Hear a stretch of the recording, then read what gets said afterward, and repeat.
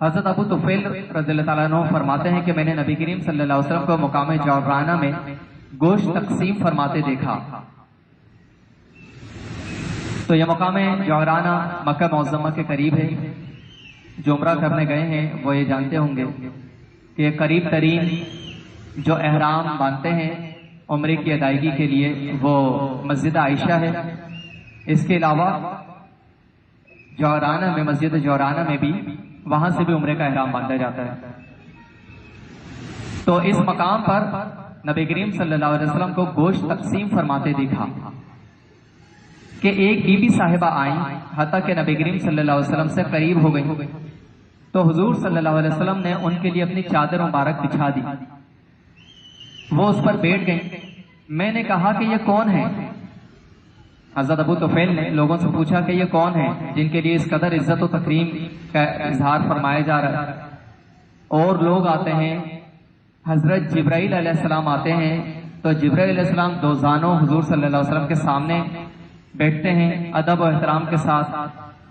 اور یہ صاحبہ آتی ہیں تو حضور صلی اللہ علیہ وسلم ان کے لیے اپنی چادر مبارک بچھاتے ہیں، ان کا اس قدر اکرام فرماتے ہیں۔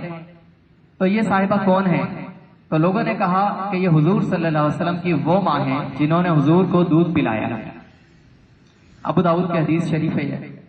تو حضور صلی اللہ علیہ وسلم کو دودھ پلانے والی یہ جو رضاعی والدہ تھی، ان کے بارے میں آتا ہے کہ دائی حلیمہ تھی۔ تو حلیمہ سعدیہ رضی اللہ تعالیٰ عنہ ان کا اکرام کرتے ہوئے، جو کہ آپ کی حقیقی والدہ نہیں ہیں لیکن صرف دودھ پلانے کی نسبت سے، اور کیونکہ حضرت حلیمہ سعدیہ نے حضور صلی اللہ علیہ وسلم کو بچپن میں پالا تھا، آپ کو اپنے گھر مبارک میں رکھا، اور حضور صلی اللہ علیہ وسلم کو جو ابتدائی کچھ وقت تھا وہ ان کے ساتھ گزرا، تو اس نسبت سے حضور صلی اللہ علیہ وسلم ان کا اس قدر اکرام فرما رہے ہیں، اور ہماری تعلیم آپ عطا فرما رہے ہیں کہ جب ایک رضاعی والدہ کی اس قدر عزت ہے تو پھر جو حقیقی والدہ ہیں ان کی کس قدر عزت ہوگی کہ وہ آئی ہیں تو آپ نے ان کے لیے چادر بچھائی ہے اور ان کو بڑے اکرام کے ساتھ اپنے ساتھ بٹھایا ہے۔ تو یہ رویہ حضور صلی اللہ علیہ وسلم نے ہمارے والدین کے لیے ایک ہمارے لیے رول ماڈل بنایا کہ والدین کے ساتھ حسن سلوک کس طرح سے کیا جائے، اور جس طرح سے والدین دونوں کا ذکر آتا ہے اسی طرح والدہ کے لیے الگ اور والد کے لیے الگ الگ فضیلتیں بھی وارد ہوئی ہیں کہ والد کی فضیلت کیا ہے، ان کا احترام کس قدر ہے، اور والدہ کی علیحدہ علیحدہ حضور صلی اللہ علیہ وسلم نے تاکید فرمائی دونوں کی۔ ان تمام چیزوں کو سن کر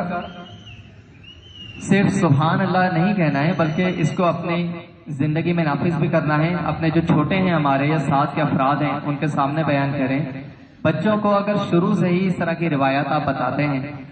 تو ابتدا سے ان کے ذہن میں یہ چیز بیٹھتی ہے، والدین کا ادب و احترام بیٹھتا ہے۔ اساتذہ کی بھی ذمہ داری ہے کہ اساتذہ بھی ایسی بات بتائیں، اس طرح کے اقوال وغیرہ ادب کے حوالے سے، اور والدین خود بھی جو کم عمری کی سٹیج ہوتی ہے، کم عمری کی جو ایک عمر ہوتی ہے، اس میں ہی بچے جو ہیں ان کو اس طرح کی روایت اگر سنائی جائیں تو بچے کو پر ایک پازیٹیو اثر قائم ہوتا ہے۔ اور یہی بچہ اگر 14-15 سال کا ہو جائے اور اب اگر وہ اللہ نہ کرے بد کلامی کرتا ہے یا کہنا نہیں مانتا، نافرمانی کرتا ہے وہ، اور پھر آپ اس کو اپنی فضیلت کے لیے ایز اے والد